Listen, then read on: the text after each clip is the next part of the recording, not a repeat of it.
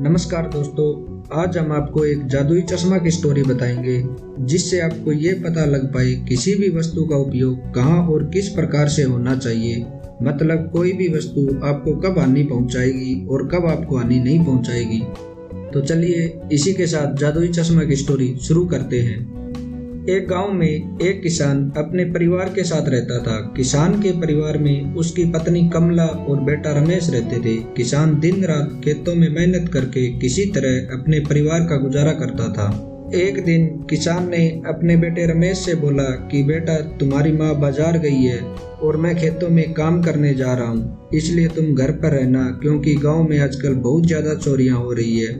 रमेश बोला, ठीक है पिताजी, आप निश्चित होकर जाइए, मैं घर पर ही रहूंगा। किसान खेत में चला गया और अपना खुदाई का काम करने लगा। तभी उसे फावड़े को किसी धातु से टकराने की आवाज सुनाई दी। किसान ने आवाज सुनकर मिट्टी को हटाकर देखा तो उसे एक चमकता हुआ डिब्बा दिखाई दिया। किसान ने उस डिब्बे को बाहर निकाला और सोचने लगा, इसमें जरूर कोई खजाना होगा। यह सोचकर किसान ने जल्दी से डिब्बे को खोलकर देखा तो वह उदास हो गया और बोलने लगा, हे भगवान, ये तो बस एक बेकार सा चश्मा है, मेरी तो किस्मत ही खराब है। यह सोचकर किसान ने चश्मे को वहीं छोड़कर अपना काम करने लगा। थोड़ी देर बाद किसान का बेटा रमेश खेत में आया और अपने पिताजी को बोला, पिताजी आप आराम कर लीजिए, तब तक मैं खेत की रखवाली करता हूँ। किसान ने बोला, ठीक है बेटा, पर ध्यान से, आजकल खेतों में जंगली जानवर कभी भी आ जाते हैं। यह कहकर किसान पेड़ के नीचे जाकर आराम करने लगा। आराम करते करते वो सोचने लगा, क्यों न एक बार चश्मे को लगा कर देखा जाए,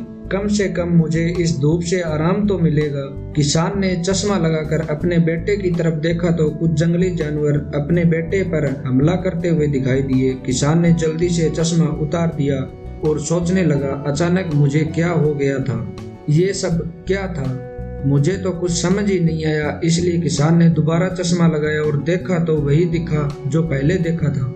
किसान को तब समझ आ गया था कि ये कोई साधारण चश्मा नहीं है बल्कि जादुई चश्मा है। किसान जल्दी अपने बेटे के पास गया और बोला, बेटा रमेश, तुम जल्दी घर जाओ, यह सारा काम मैं खुद ही कर लूंगा।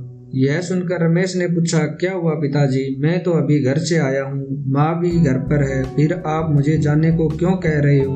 किसान ने बोला, बेटा रमेश, आज तुम सिर्फ आराम करो, कल से खेत का सारा काम तुम्हें ही तो करना है। ये सुनकर रमेश घर चला गया। किसान को समझ आ गया कि ये कोई साधारण चश्मा नहीं है, ये बहुत शक्तिशाली जादुई चश्मा है जिसे पहनकर वो सबका भविष्य देख सकता है।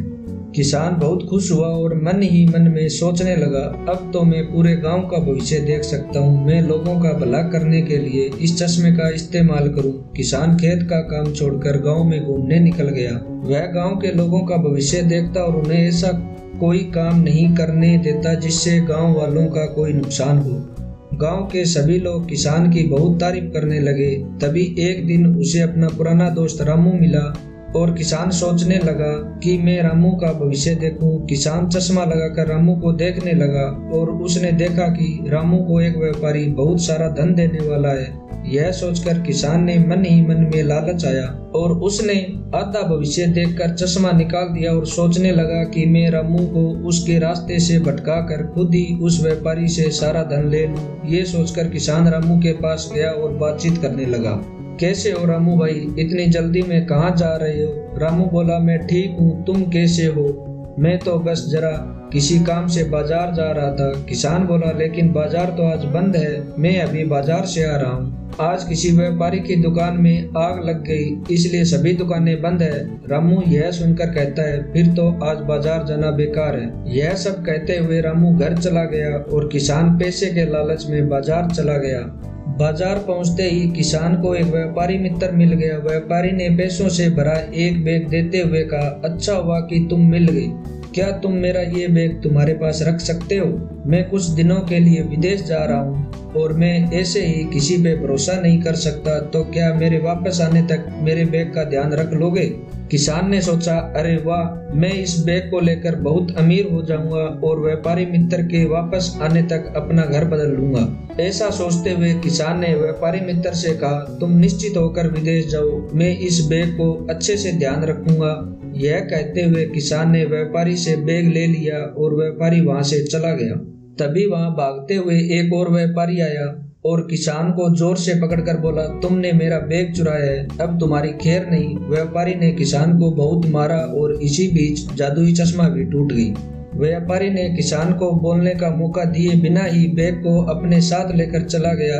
अब किसान को समझ आ गया कि पैसों से भरा बैग चोरी का था और उसके मित्र ने उसे धोखा दिया था। किसान को अपने किए पर बहुत पछतावा हुआ और कहने लगा, यह सब कुछ जादुई चश्मा के कारण हुआ है। अगर मैं इस चश्मे से भविष्य न देखता तो मेरे मन में कभी लालच नहीं आता और न ही मैं इन सब चीजों में फंसता। तो दोस्तों, इस कहानी से हमें ये शिक्षा मिलती है, हमें कभी भी किसी भी चीज का दुरुपयोग नहीं करना चाहिए। दोस्तों, आज की यह स्टोरी आपको कैसी लगी कमेंट करके जरूर बताएं और अपने दोस्तों के साथ शेयर भी करें। और ऐसी इंटरेस्टिंग स्टोरी के लिए हमारे चैनल स्टोरी ब्लास्टर्स को सब्सक्राइब करें। अपना कीमती समय देने के लिए दिल से धन्यवाद। Wish you all the very best.